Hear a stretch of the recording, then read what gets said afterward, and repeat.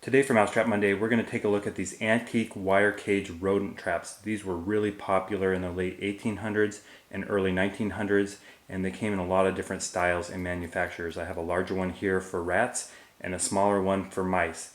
These all work on a similar concept. There's a wire funnel here that the animal enters to get bait, and once they enter that first chamber, they can't get out because of that wire funnel. They start poking around until they step on this little lever here.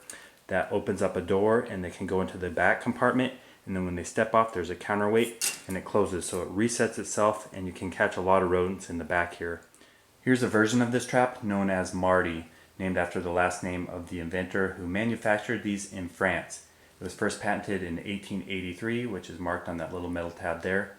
This was widely advertised in the United States in hardware store catalogs between 1894 and 1908. The way it works is it has a metal funnel here with a hole. The mouse will want to get the bait, so they climb up here, go down into the compartment to get that bait, and their natural instinct is not to climb out the same hole. They want to climb up, and that funnel prevents them from getting out. They then poke around until they step on this little metal tab that has a counterweight, and that lets them climb into the second chamber. Once they're here, that will reset and they can catch another mouse, and by the end of the night you should have mice piled up in this back chamber. And then to release them, you just have a little door here that you can open up and let them out. These mice traps from the 1800s that I've tested out seem to work really well. Let's go set this up in the barn with motion cameras and see if we can catch some mice with this 1883 wire cage Marty mousetrap.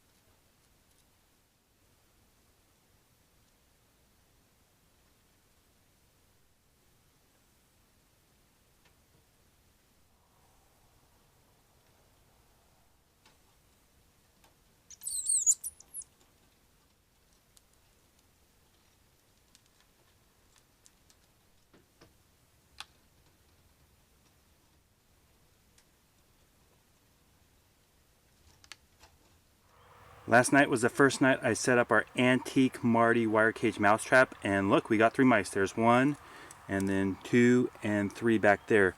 And sometimes when I set up these live animal traps and they're confined in a small space, they kill and eat each other, but these mice got along.